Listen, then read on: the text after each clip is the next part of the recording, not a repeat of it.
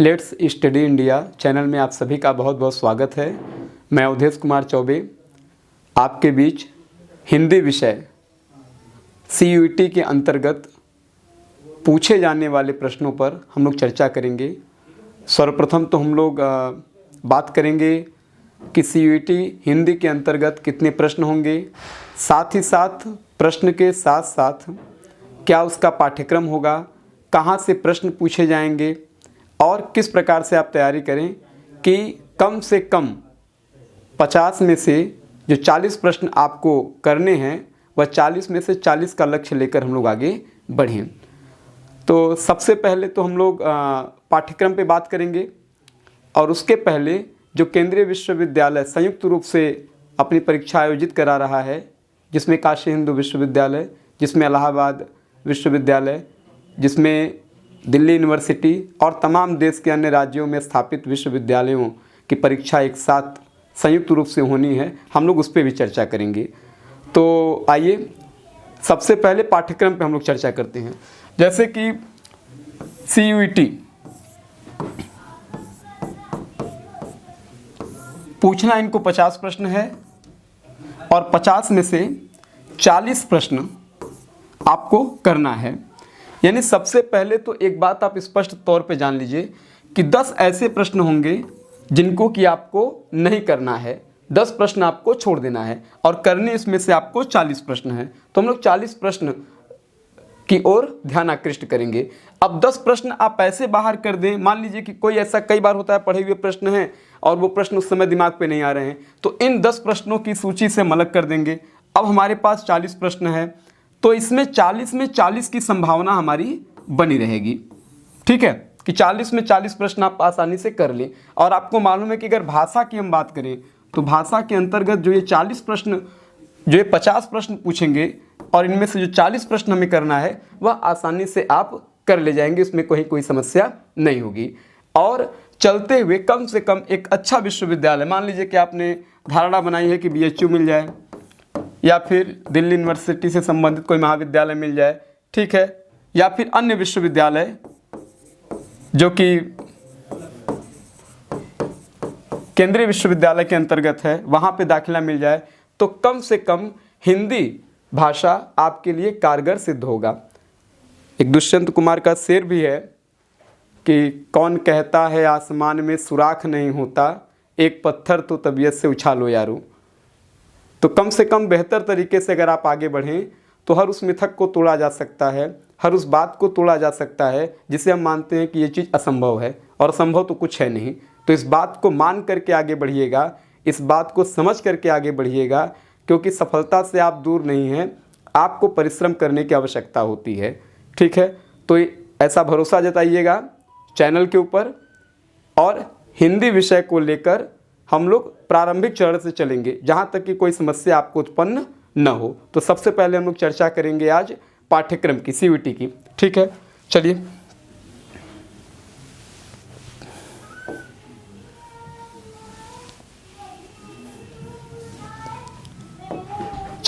शुरुआत करते हैं हम लोग आज पाठ्यक्रम की। पाठ्यक्रम, ठीक है,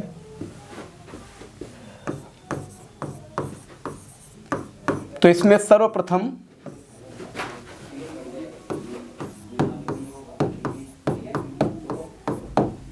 पचास प्रश्न पूछे जाने हैं। इसकी चर्चा हम लोग पहले कर आए हैं कि 50 प्रश्न पूछे जाने हैं, लेकिन आपको कितने प्रश्न करने हैं?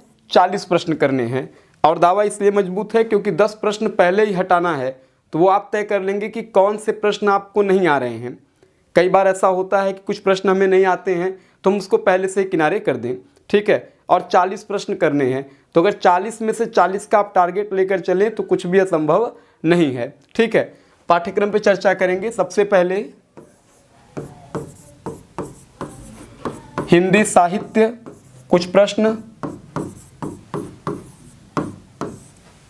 उसके बाद वाक्यांश के लिए एक शब्द, वाक्यांश के लिए एक शब्द,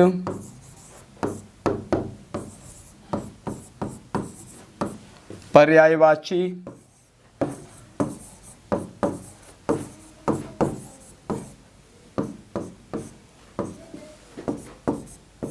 मुहावरे,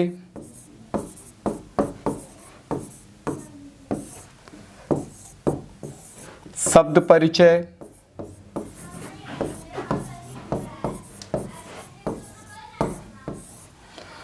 देखिए सबसे पहले हिंदी साहित्य पे चर्चा करेंगे हम लोग।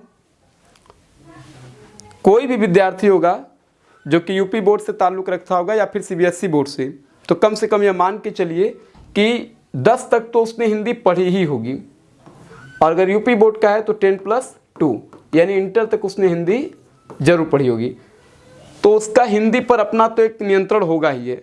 सूर, कबीर, तुलसी, मीरा, जायसी, रसखान, बिहारी, इन लोगों को तो वो सामान्य तौर पे जानता है। भारतेंदु, प्रताप नारायण मिश्र, ठाकुर जगमोहन सिंह, सामान्य ऐसे कवि हैं जिनको कि वो आसानी से जानता है, पहचानता है, उनको पढ़ा होगा। प्रेमचंद को पढ़ा होगा, मीरा को पढ़ा होगा, सूर को पढ़ा होगा, तुलसी को पढ़ा होगा, रसखान को पढ़ा होगा। इन कवियों को आसानी से वो पढ़ा होगा और यह कवि उसके लिए अपरिचित नहीं होंगे। तो जैसे होता है कि हमारी मातृभाषा है, हमने शुरुआत से हिंदी पढ़ा है, तो 2, 4, 10 प्रश्न तो ऐसे सामान्यतः हमको आ जाते हैं। ठीक है, उसके लिए कोई विशेष अध्ययन की आवश्यकता नहीं होती। तो कम से कम मनोवैज्ञानिक तौर पे ये मजबूती तो हमारे पास रहती ही है कि इन प्रश्नों पर हमारा दायरा असीमित है, हम कम से कम सीमित तो नहीं हैं। तो हिंदी साहित्य, वाक्यांश के लिए एक शब्द जिसको आप वाक्य खंड कहते हैं, जैसे जहाँ भोजन मुफ्त मिलता हो, सदाव्रत, ठीक, मोक्ष पाने की इच्छा, मुमुक्षु, मदिरा पीने का प्याला, चषक, ऐसे प्रश्न हैं। पर्यायवाची आप परिचित हैं, एक ही शब्द को कई प्रकार से आप प्रयोग में ला सकते हैं। ठीक है, शब्द भंडारण की क्षमता इससे विकसित होती है। मुहावरे और लोकोक्तियाँ, शब्द परिचय। ठीक है, इसके आगे हम लोग चलें। कम से कम इन चीज़ों को हिंदी साहित्य वाक्यांश के लिए एक शब्द, पर्यायवाची, लोकोक्ति, मुहावरे और शब्द परिचय। ठीक है, ये हैं। इसके आगे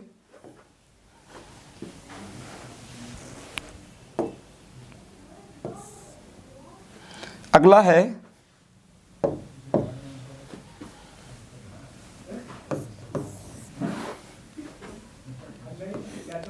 वर्णमाला, रस, छंद, अलंकार, संधि, समास,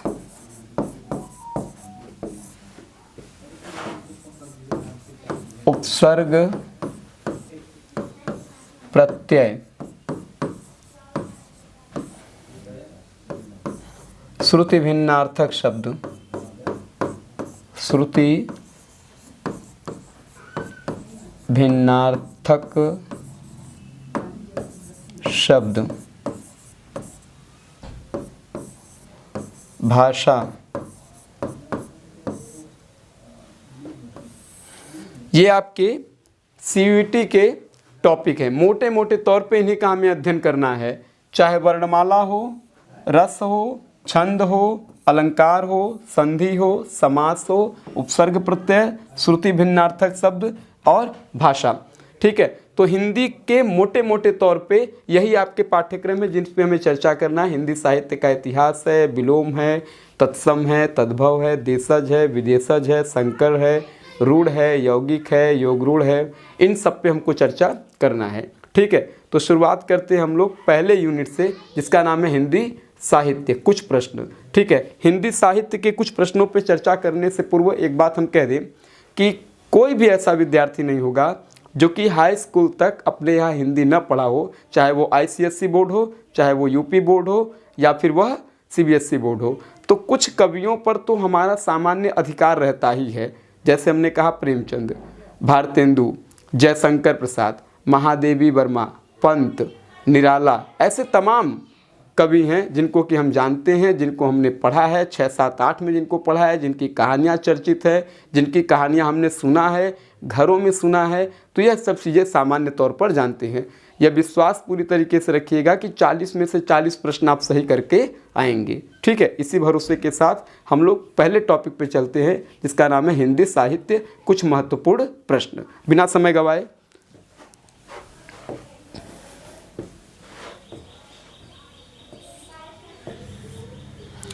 चलिए शुरुआत करते हैं। पहला टॉपिक है हिंदी साहित्य। हिंदी साहित्य, और हम लोग साहित्य को जानबूझ के लिख रहे हैं।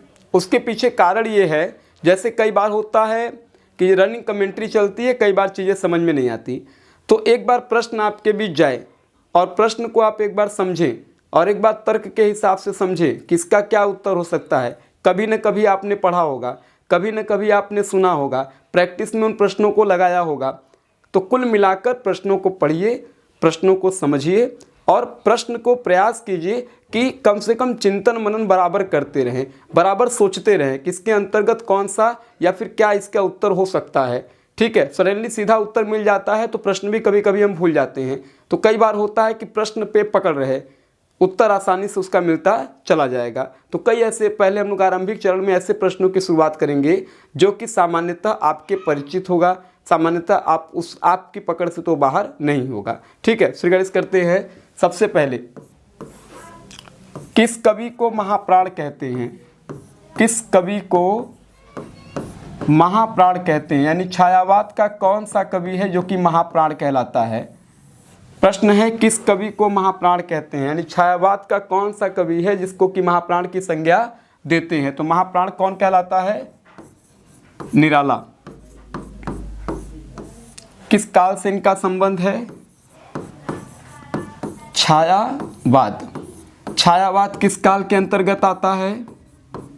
आधुनिक काल। आधुनिक काल। आधुनिक काल के अंतर्गत छायावाद आता है। छायावादी कवि निराला हैं। इनका पूरा नाम आपने पढ़ा होगा, सूर्यकांत त्रिपाठी निराला। ठीक है, तो अगर पूछे कि किस कवि को महाप्राण कवि कहते हैं, तो महाप्राण के नाम से निराला जाने जाते हैं। एक, निराला का संबंध किस काल से रहा है? छायावाद से रहा है। छायावाद किस काल के अंतर्गत आता है? तो आधुनिक काल के अंतर्गत छायावाद आता है। ठीक है, और निराला का पूरा नाम सूर्यकांत त्रिपाठी निराला। ठीक है, अगला प्रश्न है, संसद से सड़क तक के रचयिता। संसद से सड़क तक के रचयिता, बहुत चर्चित रचना है ये, संसद से सड़क तक। इसके रचनाकार कौन है? खेवली के रहने वाले थे। खेवली के रहने वाले थे, वाराणसी में खेवली का स्थान का नाम है, वहाँ के रहने वाले थे सुदामा पांडे धूमिल। सुदामा पांडे धूमिल। ठीक है, अगर पूछे कि संसद से सड़क तक के रचनाकार कौन है, तो खेवली के रहने वाले थे ये सुदामा पांडे धूमिल। इनकी दो और रचनाएं लिख लीजिए, कल सुनना मुझे, कल सुनना मुझे, और सुदामा पांडे का प्रजातंत्र। सुदामा पांडे का प्रजातंत्र। ठीक है, सुदामा पांडे धूमिल की 3 रचनाएं हैं। एक तो संसद से सड़क तक, काफी चर्चित रचना है, संसद से सड़क तक। कभी जो विद्यार्थियों ने पढ़ा होगा तो संसद से सड़क तक खेवली के रहने वाले थे धूमिल। धूमिल की रचना है संसद से सड़क तक। कल सुनना मुझे, ये भी उन्हीं की रचना है। और सुदामा पांडे का प्रजातंत्र। ठीक है, संसद से सड़क तक इनकी प्रसिद्धि का आधार है किसके? सुदामा पांडे धूमिल। कभी पूछे कि धूमिल का पूरा नाम क्या है, तो सुदामा पांडे। अक्सर आप किताबों में पढ़ेंगे तो हो सकता है सुदामा पांडे आपको ना मिले, सीधे धूमिल का नाम मिले। ठीक है, और इसी के अंतर्गत एक चर्चित कविता है,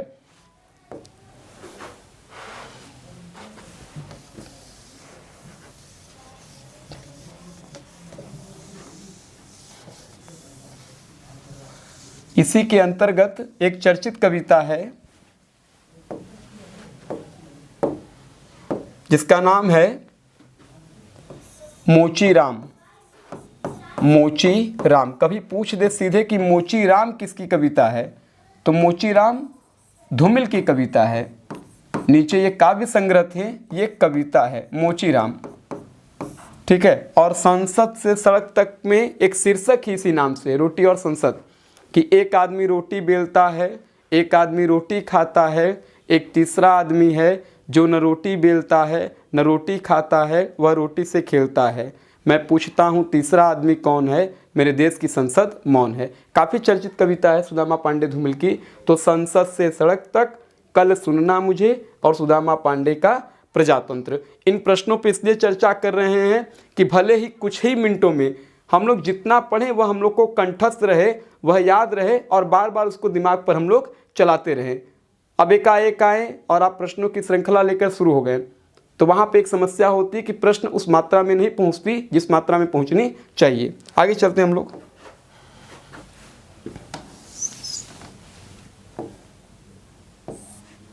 अगला है हिंदी साहित्य का इतिहास के लेखक। हिंदी साहित्य का इतिहास, हिंदी साहित्य का इतिहास के लेखक। हिंदी साहित्य का इतिहास किसकी रचना है? रामचंद्र शुक्ल। रामचंद्र शुक्ल। शुक्ल जी ने इस इतिहास को कब लिखा? तो 1929 ईस्वी में। शुक्ल जी के दो निबंध काफ़ी चर्चित हैं। रसमीमांसा, विद्यार्थियों ने पढ़ा होगा। रसमीमांसा और चिंतामणि, ये दो निबंध हैं रामचंद्र शुक्ल के, दोनों काफ़ी चर्चित हैं। हिंदी साहित्य का इतिहास रामचंद्र शुक्ल की रचना है। शुक्ल जी ने इस इतिहास का प्रकाशन वर्ष कब किया? तो 1929 ईस्वी में। साथ में जब शुक्ल जी की चर्चा हो रही है तो दो निबंधों की भी हम लोग चर्चा कर लेते हैं इनके। एक है रसमीमांसा और एक है चिंतामणि, ठीक है। दो निबंधों को उन्होंने लिखा। जो भी विद्यार्थी हाई स्कूल में पढ़े होंगे यूपी बोर्ड से, उन्होंने एक पाठ पढ़ा होगा मित्रता, रामचंद्र शुक्ल का। ये पहला ही पाठ था कक्षा 10 में, ठीक है। और शुक्ल जी को जो भी पढ़ा होगा तो तीन रचनाओं से वो भली भांति परिचित होगा, और नहीं परिचित है तो कहीं ना कहीं शुक्ल जी को पढ़ने में उन्होंने शैक्षणिक रूप से कंजूसी की होगी, ये मानना चाहिए। जैसा मैंने कहा, हिंदी साहित्य का इतिहास रामचंद्र शुक्ल की रचना है, 1929 में है। इनके दो निबंध चर्चित हैं, एक रसमीमांसा है और एक चिंतामणि है। घबराने की ज़रूरत नहीं है, क्योंकि अगर आपको लगता है कि ये कठिन प्रश्न है तो किसी कोने में आपसे कोई बहुत ज़्यादा पढ़ रहा है और बहुत बढ़िया तरीके से पढ़ रहा है। मैंने कहा अगर ये मालूम है कि हिंदी साहित्य का इतिहास रामचंद्र शुक्ल की रचना है तो कंपटीशन इतना तगड़ा होता जा रहा है कि प्रश्न की श्रेणी भी बढ़ती चली जाएगी। वो सीधे आप पूछ दे कि प्रकाशन वर्ष क्या है, तब नुकसान। लेकिन यह मान के चलिए कि किसी न किसी को प्रकाशन वर्ष आपके परीक्षा कक्ष में आ ही रहा होगा। तो 1929 दो निबंध लिखा शुक्ल जी ने, एक रसमीमांसा और एक चिंतामणि, ठीक है। आगे बढ़ते हैं। पंत दिनकर महादेवी वर्मा की बात हो रही है। महादेवी वर्मा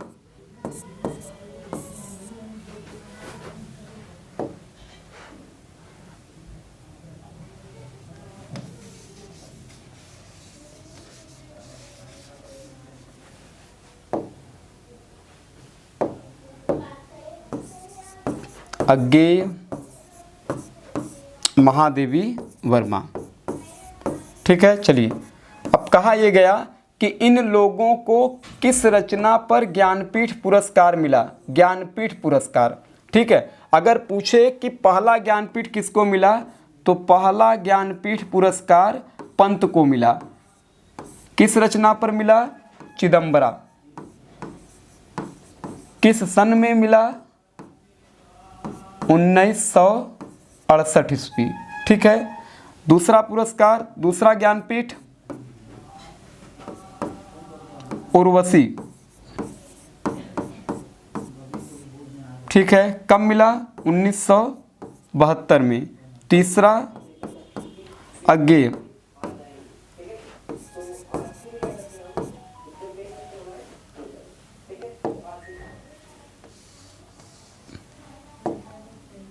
तीसरा अज्ञेय, कितनी नावों में, कितनी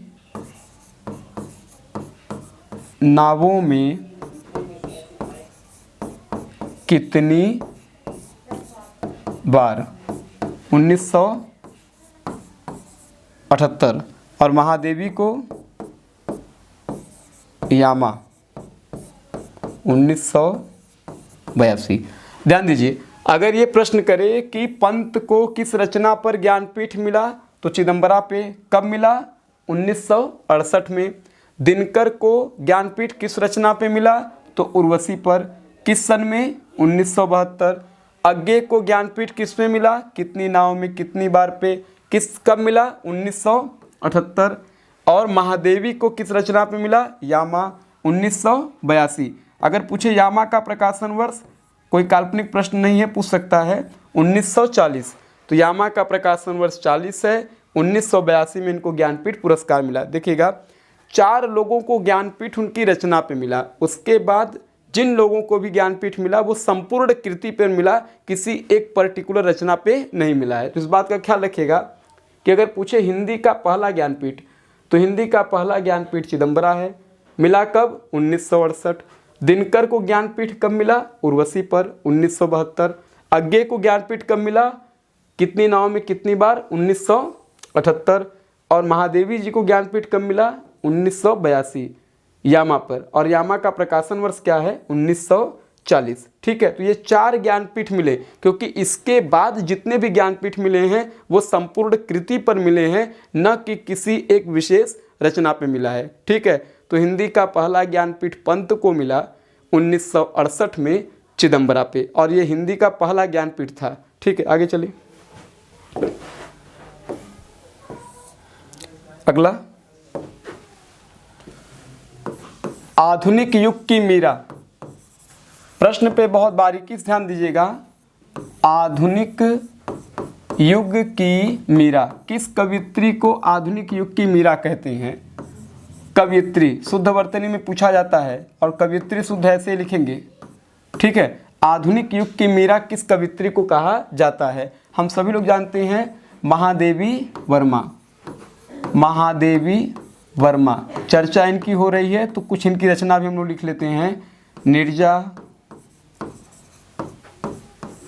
निहार, यामा, दीपशिखा, सांध्य गीत, सप्तपर्णा। ठीक है, आधुनिक युग की मीरा किसे कहते हैं? तो आधुनिक युग की मीरा महादेवी वर्मा को कहते हैं। एक कवियत्री, चूंकि ये शुद्ध वर्तनी में आपसे पूछ सकता है तो दिमाग पे ये बना रहे कि कवियत्री लिखते कैसे हैं। ठीक है, और नीचे महादेवी जी की कुछ रचना का हम लोगों ने जिक्र कर दिया। अब इसमें से एक चीज़ आप ख्याल करिएगा कि यामा ही वह रचना है जिसको कि रेड कलर से हम लोगों ने सर्किल किया है, जिसपे कि ज्ञानपीठ पुरस्कार इनको मिला 1982। बार बार इसका जिक्र करने का मतलब सिर्फ एक है कि जब कोई नई चीज़ हमको मिले तो बार बार आप इंडिकेट करते रहे, चलते फिरते वो प्रश्न क्या हो जाएगा, हल्का हो जाएगा। जैसे मैंने कहा ना, कभी आप सीरियल देखते हैं तो आप अपने मन में सोचिए इन्वर्टर चलना है, अब कहा गया कि पंखा नहीं चलेगा और सीरियल चलेगा, तो आप तबीयत से पसंद करते हैं सीरियल देखेंगे, क्योंकि उसमें आपकी रुचि है। भले पसीने से तरबतर आप हो जाए, उससे कोई फ़र्क आपको नहीं पड़ता, क्योंकि वहाँ रुचि है। तो जब किसी काम में रुचि रहती है तो उसके लिए सुविधा और उसके लिए अवस्था कोई मायने नहीं रखती। ये बात हर फोरम पे लागू होती है, हर व्यक्ति के लिए लागू होती है। ठीक है, तो आधुनिक युग की मीरा महादेवी को कहते हैं, ये पहला प्रश्न है। ठीक है, इसी के साथ नीरजा, निहार, दीपशिखा, सांध्य गीत, सप्तपर्णा महादेवी की रचना है। एक बात स्पष्ट तौर पे थी कि यामा पिन को क्या मिला, ज्ञानपीठ पुरस्कार मिला 1982 में। और कवियत्री लिखते कैसे हैं, तो कवियत्री ऐसे लिखते हैं। ठीक है, शुद्ध वर्तनी के लिए था। अगला, बीजक का संपादन किसने किया? बीजक का संपादन किसने किया? संपादन याद रखिए, लेखक नहीं पूछ रहा। अगर लेखक पूछे कि बीजक के रचनाकार कौन है, अगर पूछे कि बीजक के रचनाकार कौन है, तब आप कबीरदास के साथ जाएंगे, कबीरदास। लेकिन अगर आपसे पूछे कि बीजक का संपादन किसने किया, तो कबीर के ही शिष्य थे जिनका नाम था धर्मदास, कबीर के ही शिष्य थे। ठीक है, तो बीजक का संपादन किसने किया? तो बीजक का संपादन याद रखिए, शब्द पे विशेष ख्याल रखिएगा। बीजक का संपादन किसने किया? धर्मदास। लेकिन बीजक के रचनाकार कौन हैं? तो कबीरदास। इस बात का ख्याल रखिएगा। इनका जन्म काशी में हुआ था और इनकी मृत्यु मगहर में। इनकी मृत्यु कहाँ हुई थी? मगहर में। ठीक है, क्लियर है? ध्यान दीजिएगा, बीजक का संपादन धर्मदास ने किया था। ठीक है, और इनके लेखक कौन हैं? बीजक के कबीरदास। लेकिन बीजक का संपादन किसने किया था? तो धर्मदास ने किया था। ठीक है, आगे चलते हैं। अगला प्रश्न, आधा गांव उपन्यास के रचयिता। आधा गांव काफी चर्चित उपन्यास है, गाजीपुर को केंद्र में रख के ये उपन्यास लिखा गया। आधा गांव उपन्यास, तो आधा गांव उपन्यास के रचयिता कौन है? राही मासूम रजा। काफ़ी चर्चित उपन्यास इनका रहा है, राही मासूम रजा का। 1966 में उपन्यास लिखा गया था। हालांकि प्रकाशन वर्ष से कोई मतलब नहीं है, फिर भी जानते रहिए। आधा गांव उपन्यास राही मासूम रजा का है, 1966 में उपन्यास लिखा गया था। आगे, राग दरबारी काफ़ी चर्चित उपन्यास है। राग दरबारी, राग दरबारी किसकी रचना है? व्यंग रचना है ये, पूरी की पूरी व्यंग रचना है। शिवपालगंज को केंद्र में रखकर लिखा गया। शिवपालगंज ये नगर है, क्षेत्र का नाम है। इस क्षेत्र को केंद्र में रखकर उपन्यास लिखा गया राग दरबारी। व्यंग शैली का प्रयोग किया गया है। ठीक है, और रचनाकार कौन है? श्रीलाल शुक्ल, श्रीलाल शुक्ल। ठीक है, अगला, प्रेमचंद की कौन सी पुस्तक जब्त कर ली गई? प्रेमचंद की कौन सी पुस्तक जब्त कर ली गई? पुस्तक जब्त कर ली गई।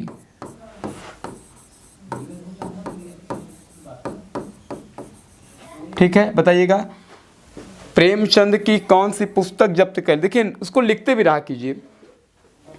एक क्लास की अपनी एक खूबसूरती होती है, ऑनलाइन क्लास की। जैसे आपके पास कोई प्रश्न आए, कॉपी पेन लेकर बैठिए, और कॉपी पेन लेकर बैठे तो उस प्रश्न को जैसे बोलते जाए वैसे आप लिखते चले जाइए। क्योंकि साहित्य के प्रश्न को अगर आप गंभीरता से नहीं लेंगे तो याद रखिए वो विकल्प में होने के बावजूद भी आप नहीं कर पाएंगे।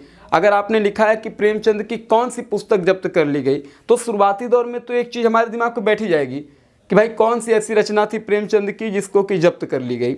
ठीक है, उस पर देशद्रोह का आरोप लगाकर उस पुस्तक को जब्त कर लिया गया था। 5 कहानियाँ कुल उसमें संकलित थी। हालांकि ये विषय नहीं है कि कितनी कहानियाँ संकलित थी, लेकिन प्रेमचंद की कौन सी पुस्तक थी जिसको कि ब्रिटिश सरकार ने जब्त कर लिया था सेडिशन का आरोप लगाकर, देशद्रोह का आरोप लगाकर। तो कौन सी रचना थी? सोजे वतन। सोजे वतन, यही वो पुस्तक है जिसको कि जब्त कर ली गई। क्या आरोप लगाया गया? इस पे देशद्रोह का आरोप लगाया गया। और इसमें कुल कितनी कहानियां संकलित अगर कभी पूछ दे तो 5 कहानियां। 5 कहानियां इसमें संकलित हैं। ठीक है, 5 कहानियां संकलित हैं। सोजे वतन पुस्तक किसकी है? प्रेमचंद की। महत्व इसलिए है क्योंकि इसको जब्त कर लिया गया था। ठीक है, चलिए एक बार फिर से हम लोग आते हैं। आधा गांव उपन्यास के रचयिता राही मासूम रजा। राग दरबारी के रचयिता व्यंग परक रचना है श्री लाल शुक्ल। शिवपाल, अगर पूछे कभी कि राग दरबारी में कहाँ की कथा है? शिवपालगंज। ये क्षेत्र है श्रीपालगंज, ठीक है। प्रेमचंद की कौन सी पुस्तक जब्त कर ली गई? सोजे वतन। कितनी कहानियां संकलित हैं? 5 कहानियां संकलित हैं, ठीक है। आगे चलते हैं, चलिए अगला प्रश्न है, जयशंकर प्रसाद का अधूरा उपन्यास। जयशंकर प्रसाद का अधूरा उपन्यास, यानी प्रसाद जी का कौन सा उपन्यास है जो कि क्या था? अधूरा था, चूंकि इनकी मृत्यु हो गई और वह उपन्यास अधूरा रह गया। तो उस उपन्यास का नाम क्या है? इरावती। इरावती, यही वो उपन्यास है जो कि अधूरा रह गया। इसके अलावा उन्होंने 2 अन्य उपन्यास लिखे, एक का नाम कंकाल है तो एक का नाम तितली है, ठीक है। यह उपन्यास था जो कि अधूरा रह गया, इरावती, जिसको अंडरलाइन हमने किया है। इरावती अधूरा उपन्यास था प्रेमचंद का, माफ कीजिएगा जयशंकर प्रसाद का, क्योंकि उसी समय उनकी मृत्यु हो गई, ठीक है। आगे है प्रेमचंद का अधूरा उपन्यास। प्रेमचंद का अधूरा उपन्यास। अधूरा उपन्यास, देखिए 2 प्रश्न हो सकता है। एक पूछे कि प्रेमचंद का अधूरा उपन्यास, और यहीं पे दूसरे स्थान पे आपसे कह दे कि प्रेमचंद का अंतिम उपन्यास। अब अंतिम मतलब कि पूरा हो गया था, और अधूरा यानी कि वो पूरा नहीं हो पाया था। ख्याल रखिएगा 2 बातों का। अगर पूछे कभी कि प्रेमचंद का अंतिम उपन्यास, तो प्रेमचंद का अंतिम उपन्यास 1936 में था, लेकिन वो पूरा हो गया था, और अधूरा उसकी रचना कर ही रहे थे कि वह काल के गाल में समाहित हो गए, यानी उनकी मृत्यु हो गई। अगर अधूरा उपन्यास पूछे तो अधूरा उपन्यास क्या हो जाएगा इनका? मंगल सूत्र। ये अधूरा उपन्यास था। और कभी पूछ दे कि इसका नायक कौन था, तो देव कुमार। आप अपने लेवल से एक कदम आगे इस प्रश्न को लिख रहे हैं, इस बात का ख्याल रखिएगा। यह मंगल सूत्र का क्या था? नायक था। लेकिन अगर पूछे कि प्रेमचंद का अंतिम उपन्यास, तो 1936 में लिखा गया था गोदान। गोदान की क्या विशेषता है? यह कृषक जीवन पर था। कृषक यानी किसान, कृषक जीवन पे था। इसके 2 प्रमुख पात्र हैं, होरी और धनिया। आपने नाम सुना होगा या कभी आपने धारावाहिक देखा होगा दूरदर्शन पे, ठीक है। अब तो तमाम प्लेटफार्म आ चुके हैं कि अब ज़्यादातर लोगों ने प्रेमचंद की कहानियाँ अगर नहीं भी पढ़ी होगी तो कहीं धारावाहिक में देखा होगा। ठाकुर का कुआं है, पूस की रात है, शतरंज के खिलाड़ी है, गोदान है, ठीक है, या फिर जोखू गंगी जो कि ठाकुर के कुआं के एक प्रमुख पात्र हैं। तो अगर पूछे कि प्रेमचंद का अधूरा उपन्यास, कौन सा उपन्यास प्रेमचंद का अधूरा था, तो मंगलसूत्र। और नायक कौन है? देव कुमार। प्रेमचंद का अंतिम उपन्यास, तो प्रेमचंद का अंतिम उपन्यास 1936 में लिखा गया था, और 1936 में ही प्रेमचंद की मृत्यु हो गई थी, ठीक है। प्रेमचंद रहने वाले कहाँ के थे? लमही के थे। प्रेमचंद की पत्नी का नाम क्या था? शिवरानी देवी। शिवरानी देवी। देखिए पॉइंट में लिखते चलिएगा, ठीक है, कि प्रेमचंद की पत्नी का नाम, तो इनकी पत्नी शिवरानी देवी। प्रेमचंद का जन्म कहाँ हुआ? लमही, सभी लोग परिचित होंगे। प्रेमचंद का अंतिम उपन्यास 1936 में गोदान, जो प्रमुख रूप से है उसकी चर्चा हम लोग कर रहे हैं, यानी 1936 गोदान का प्रकाशन वर्ष है। अधूरा उपन्यास मंगलसूत्र है। कभी पूछे कि मंगलसूत्र का नायक कौन है, तो देव कुमार है, ठीक है। और पूछे कि प्रेमचंद की पत्नी का नाम शिवरानी देवी। प्रेमचंद का जन्म स्थान लमही, ठीक, वाराणसी में स्थित है, वाराणसी उत्तर प्रदेश, लमही, ठीक। इनकी मृत्यु कब हुई? 1936 में। गोदान का मुख्य वर्ण विषय क्या है, यानी प्रमुख विशेषता क्या है, तो कृषक जीवन पर आधारित है। 2 प्रमुख पात्र हैं, होरी और धनिया।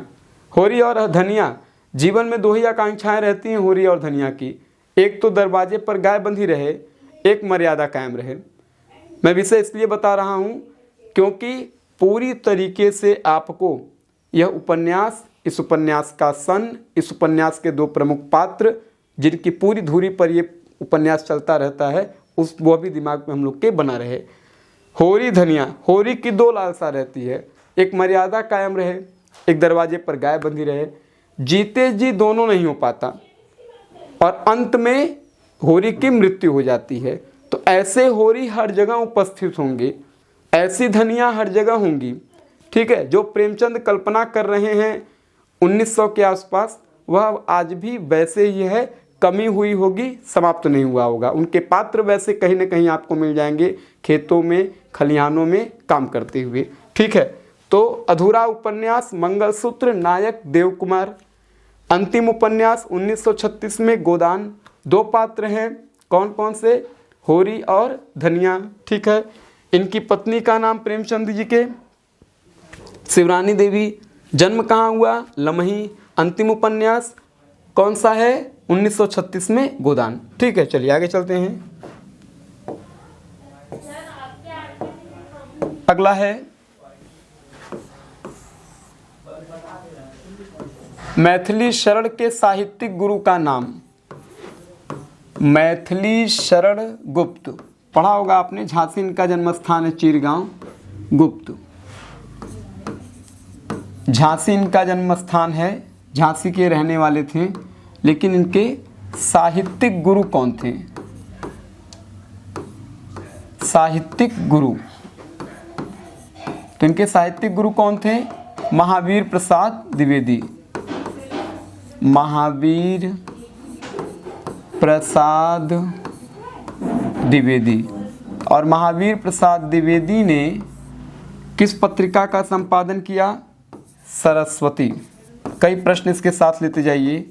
कब से कब तक संपादन किया? तो 1903 से 1920 तक। और महावीर प्रसाद द्विवेदी के ही नाम पे द्विवेदी युग का नामकरण हुआ। द्विवेदी युग का नामकरण। अगर कभी प्रश्न आए कि द्विवेदी युग का नामकरण किसके नाम पर हुआ, तो महावीर प्रसाद द्विवेदी। एक, सरस्वती पत्रिका के संपादक कौन थे? महावीर प्रसाद द्विवेदी। दो, कब से कब तक इस पत्रिका के वो संपादन उन्होंने किया? तो 1903 से 1920 तक, यानी 17 वर्षों तक ये द्विवेदी युग को संभालते रहे और सरस्वती पत्रिका का इन्होंने संपादन किया। कभी पूछे कि द्विवेदी युग का दूसरा नाम क्या है? दूसरा नाम, तो इसी द्विवेदी युग का दूसरा नाम है सुधारवादी युग। सुधारवादी युग, ठीक है। द्विवेदी युग का नामकरण किसके नाम पर हुआ? तो द्विवेदी युग का नामकरण महावीर प्रसाद द्विवेदी के नाम पर हुआ, ठीक। इन्होंने किस पत्रिका का संपादन किया? सरस्वती पत्रिका का संपादन किया, ठीक है, ध्यान दीजिएगा। और कब से कब तक? 1903 से 1920 तक। किस पत्रिका का? सरस्वती। किसने किया? महावीर प्रसाद द्विवेदी। और इन्हीं के नाम पे द्विवेदी युग का नामकरण हुआ, इस बात का आप पूरा ख्याल रखिएगा, ठीक है। और इन्हीं नाम को सुधारवादी युग के नाम से भी जाना जाता है। यानी अगर ये कभी पूछे कि द्विवेदी युग का नामकरण या द्विवेदी युग का दूसरा नाम क्या है, तो सुधारवादी युग है, ठीक है। आगे चलते हैं। मैथिली शरण गुप्त का जन्म स्थान झांसी। इनके साहित्यिक गुरु कौन है? महावीर प्रसाद द्विवेदी। यानी कि साहित्य करने की प्रेरणा मैथिली शरण गुप्त को अगर किसी से मिली तो महावीर प्रसाद द्विवेदी से मिली। ये वही द्विवेदी जी हैं जिनके नाम पर द्विवेदी युग का आगमन हुआ या द्विवेदी युग का नामकरण हुआ। द्विवेदी युग का ही दूसरा नाम है सुधारवादी युग, ठीक है। ये सरस्वती के संपादक थे, काफ़ी चर्चित पत्रिका है, हाई स्कूल तक विद्यार्थियों को मालूम होगा। सरस्वती, हिंदी प्रदीप, बाला बोधनी, कवि वचन सुधा, हरिश्चंद्र मैगजीन, तद्भव, ऐसी तमाम पत्रिकाएं हैं जिसकी हम लोग आगे चल के चर्चा करेंगे। आगे चलिए, अगला प्रश्न।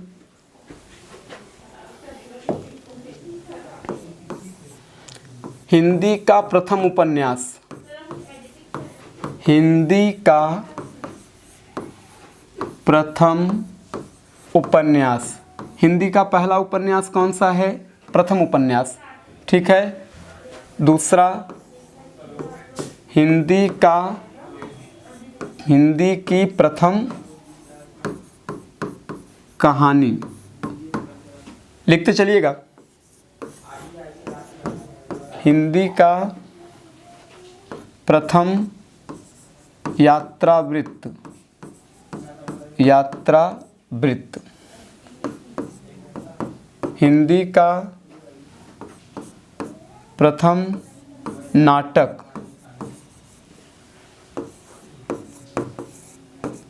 हिंदी का प्रथम समाचार पत्र, हिंदी का प्रथम महाकवि, आगे हिंदी का प्रथम कवि।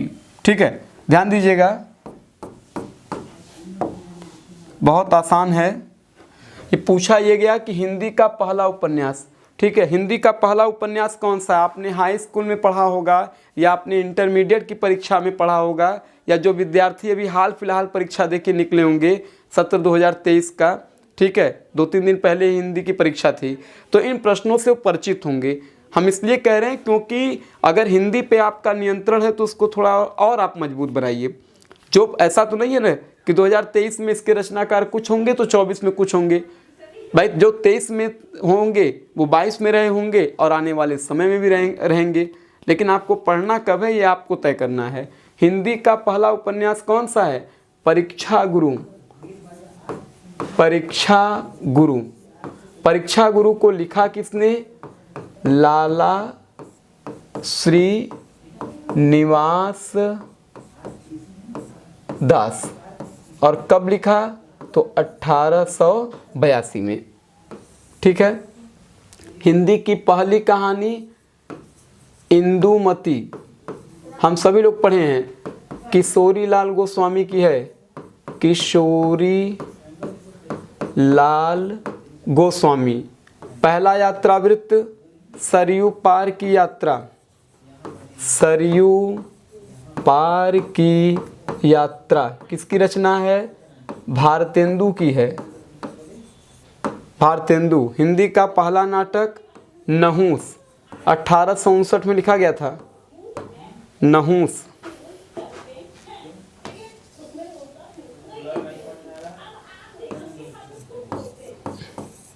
नहुस 1859 में। ठीक है। पहला समाचार पत्र उदंत मार्तंड 30 मई 1826। पहला महाकवि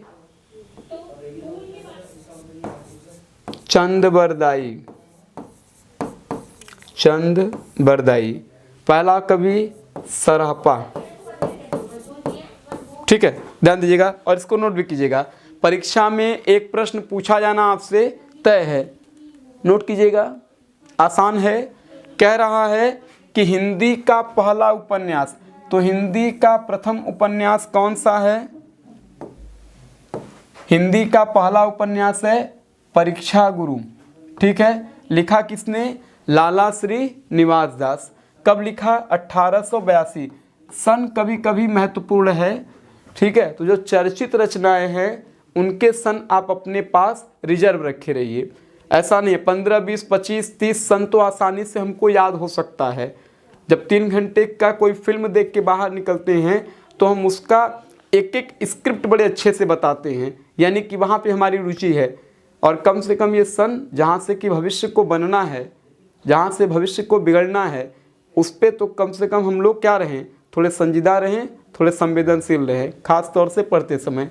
परीक्षा गुरु 1882 लाला श्रीनिवास दास ने इसको लिखा था। हिंदी की पहली कहानी, तो पहली कहानी इंदुमती है किशोरी लाल गोस्वामी की। हिंदी का पहला यात्रावृत्त सरयू पार की यात्रा है। सरयू पार की यात्रा लिखा किसने? भारतेंदु हरिश्चंद्र ने लिखा। हिंदी का प्रथम नाटक, तो हिंदी का प्रथम नाटक किसने लिखा?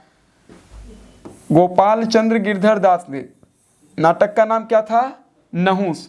लिखा कब? 1859। कोई बड़ी बात नहीं है, आप आसानी से याद कर सकते हैं कि 1859 में गोपाल चंद्र गिरधर दास ने लिखा था। और मज़े की बात यह है कि गोपाल चंद्र गिरधर दास भारतेंदु जी के पिता हैं। गोपाल चंद्र भारतेंदु जी के पिता हैं। ठीक है। पहला समाचार पत्र, तो पहला समाचार पत्र उदंत मार्तंड है। कब? 30 मई 1826। 30 मई 1826 को उदंत मार्तंड पत्रिका का संपादन हुआ। ये पत्रिका निकलती कहाँ से थी? ये पत्रिका कोलकाता से निकलती थी, कोलकाता से। ठीक है। आगे, हिंदी का प्रथम महाकवि, प्रथम महाकवि कौन है? चंद्रबरदाई। और हिंदी का पहला कवि, हिंदी का पहला कवि कौन है? सरहपा। तो ध्यान दीजिएगा, अगर महाकवि पूछे, चूंकि महाकवि बड़ा नाम है, तो रचनाकार भी क्या होंगे? बड़े होंगे। या कवि भी क्या होंगे? बड़े होंगे। हिंदी का प्रथम कवि, तो कवि छोटा है, तो ये रचयिता भी क्या होंगे? छोटे होंगे। प्रथम कवि सरहपा, लेकिन प्रथम महाकवि चंद्रबरदाई। एक बार फिर से देखिएगा, हिंदी का प्रथम उपन्यास परीक्षा गुरु 1882 में लाला श्रीनिवास दास ने लिखा। हिंदी की पहली कहानी इंदुमती है। इंदुमती किसने लिखा? किशोरीलाल गोस्वामी ने लिखा। हिंदी का पहला यात्रा वृत्त सरयू पार की यात्रा किसने लिखा? भारतेंदु हरिश्चंद्र ने। हिंदी का पहला नाटक नहुस 1859, गोपाल चंद्र गिरधर दास। हिंदी का पहला समाचार पत्र उदंत मार्तंड 30 मई 1826। हिंदी का प्रथम महाकाव्य महाकवि चंद्रबरदाई और हिंदी का पहला कवि सरहपा। ठीक है। तो इससे एक प्रश्न आपका परीक्षा में पूछा जाना तय है कि हिंदी का प्रथम उपन्यास, हिंदी की प्रथम कहानी, हिंदी का पहला यात्रा वृत्त या पहला नाटक, पहला समाचार पत्र। ठीक है, चलिए आगे चलते हैं। अब ये क्या कह रहा है? आगे है, खड़ी बोली हिंदी का प्रथम महाकाव्य। खड़ी बोली हिंदी का प्रथम महाकाव्य। प्रथम महाकाव्य आसान है कि खड़ी बोली हिंदी का पहला महाकाव्य कौन सा है? तो पहला महाकाव्य कौन सा है? पहला महाकाव्य है प्रिय प्रवास। विद्यार्थी पढ़े होंगे प्रिय प्रवास को। प्रिय प्रवास, ठीक है, ये पहला महाकाव्य है। किसने लिखा? तो प्रिय प्रवास लिखने वाले अयोध्या सिंह उपाध्याय हरिऔध हैं। कहाँ के रहने वाले थे? आजमगढ़। आजमगढ़ के रहने वाले थे। ठीक है, अयोध्या सिंह उपाध्याय हरिऔध। अगर कभी पूछे कि प्रिय प्रवास में सर्ग कितने हैं, तो सर्ग कितने हैं? 17। अगर कभी आपसे पूछे कि प्रिय प्रवास का प्रकाशन, क्योंकि खड़ी बोली का पहला महाकाव्य है, तो कोई अतिशयोक्ति नहीं है कि अगर वो पूछ ही दे, तो 1914 ईस्वी इसका क्या है?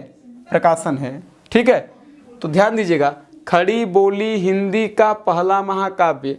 तो खड़ी बोली हिंदी का पहला महाकाव्य क्या होगा? खड़ी बोली हिंदी का पहला महाकाव्य प्रिय प्रवास 1। ठीक है, रचनाकार हरिऔध, कहाँ के रहने वाले थे? आजमगढ़ के रहने वाले थे। कितने इसमें सर्ग हैं? 17। इसका प्रकाशन क्या है? 1914 ईस्वी। ठीक है, आगे लिखिएगा, छायावाद के चतुष्टयी कवि। इस प्रश्न को हम लोग ऊपर लिखेंगे।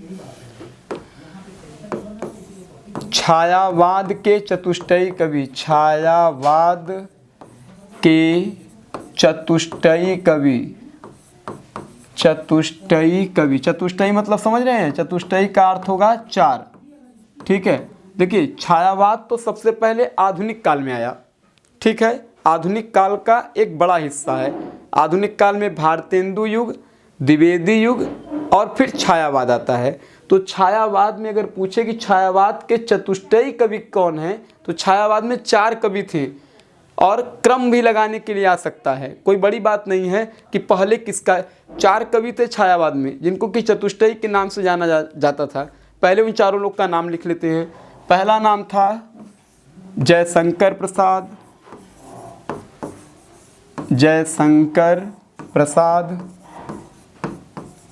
दूसरा निराला। तीसरा पंत। और चौथा महादेवी वर्मा, महादेवी वर्मा। ठीक है, याद रखिए ये किस काल के कवि हैं? छायावाद के। चतुष्टयी का अर्थ होता है चार। छायावाद में चार कवि थे।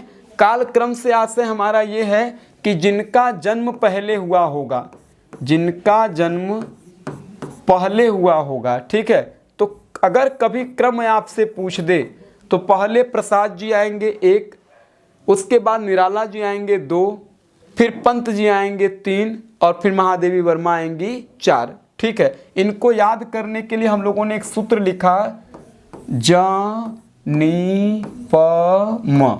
विद्यार्थी अगर इसको भी ख्याल पे रखे रहेंगे तो भविष्य में काम करेगा।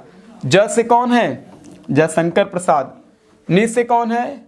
निराला। प से पंत।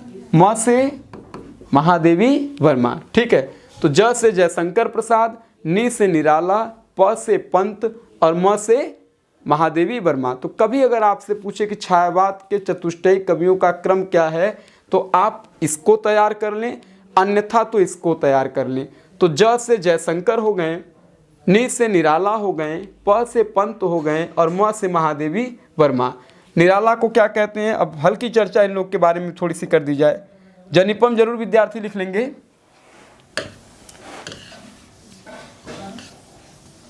आगे है, इनको दार्शनिक कवि कहते हैं। अगर कभी पूछ दे कि कौन सा कवि दार्शनिक कवि कहलाता है तो प्रसाद जी दार्शनिक कवि कहलाते हैं।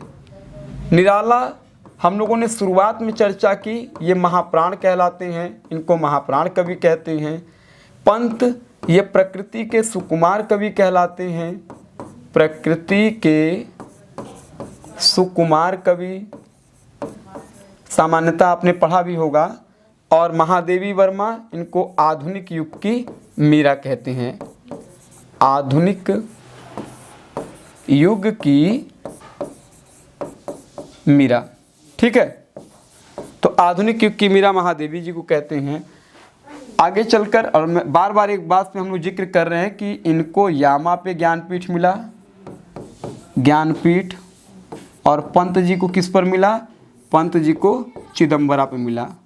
बार बार इसलिए चर्चा कर रहे हैं कि स्मृति में बना रहे। इतनी बार लिख दीजिए कि एक बार आप कहिए कि बस करिए, यह प्रश्न हम लोग को पूरी तरीके से कंठस्थ हो गया, चाहे याद हो गया। ठीक है, बार बार चर्चा करने से जानते हैं कभी वो प्रश्न आएगा तो आपके दिमाग पर एक चीज़ बराबर दिमाग पर चलेगा कि लिखते समय क्या लिख रहे थे। ठीक है, जैसे आपको कोई चीज़ बहुत आसानी से याद हो जाती है तो ज़रूरी नहीं कि एक ही समय हम लोग का विवेक एक ही प्रकार से काम करे। कई बार चीज़ें आसानी से कैप्चर हो जाती हैं, कई बार होता है कि सरल चीज़ भी समझने में कठिनाई होती है। ठीक है, तो कम से कम दिमाग पर चीज़ें आप बैठाते रहिए। छायावाद के चतुष्टयी कवि, अब छायावाद के चतुष्टयी कवि चार हैं। एक तो प्रसाद जी हो गए, एक निराला हो गए, एक पंत हो गए, एक महादेवी। महादेवी को ज्ञानपीठ किस पर मिला? यामा पे। कब मिला? 1982। ठीक है, पंत को कब मिला? 1968। पहला ज्ञानपीठ है, बार बार इसकी चर्चा हम लोग करते चल रहे हैं, तो इसलिए बिल्कुल घबराइएगा नहीं। अगर कभी पूछे कि दार्शनिक कवि किसे कहते हैं तो दार्शनिक कवि प्रसाद को कहते हैं। महाप्राण किसे कहते हैं? महाप्राण निराला को कहते हैं। प्रकृति का सुकुमार कवि पंत को, आधुनिक मीरा महादेवी वर्मा। ठीक है, आगे चलें हम लोग। चलिए, तो हम लोगों ने हिंदी साहित्य के कुछ प्रश्नों पे चर्चा की। प्रसाद जी की हम लोग चर्चा कर रहे थे तो इनको दार्शनिक कवि कहते हैं। निराला की चर्चा कर रहे थे तो निराला को महाप्राण कवि कहते हैं। जानकारी में रहे हम लोग के कि निराला को महाप्राण की संज्ञा देते हैं, महाप्राण। पंत को प्रकृति का सुकुमार कवि और महादेवी जी को आधुनिक युग की मीरा कहते हैं। तो आज इसी नोट के साथ आपको छोड़े जाते हैं और दुष्यंत कुमार की इन पंक्तियों के साथ कि कम से कम आप चीज़ों को पढ़ते रहें, अध्ययन करें और प्रयास करें कि 100% सफल हों। दुष्यंत कुमार की एक पंक्ति है, यूं ही हंगामा खड़ा करना मेरा मकसद नहीं, मेरी कोशिश है कि ये सूरत बदलनी चाहिए। आग मेरे सीने में ना सही तेरे सीने में ही सही, हो कहीं भी आग लेकिन आग जलनी चाहिए। ये आग जलती रहे। इसी नोट के साथ आप चैनल को सब्सक्राइब करें। कम से कम आप बेहतर सामग्री आप इस चैनल पे पाएँ, ऐसी उम्मीद के साथ, सोच के साथ आज के लिए इतना ही। और अगले टर्न पे हम मिलेंगे तो एक नए वीडियो के साथ। तब तक के लिए बहुत बहुत धन्यवाद।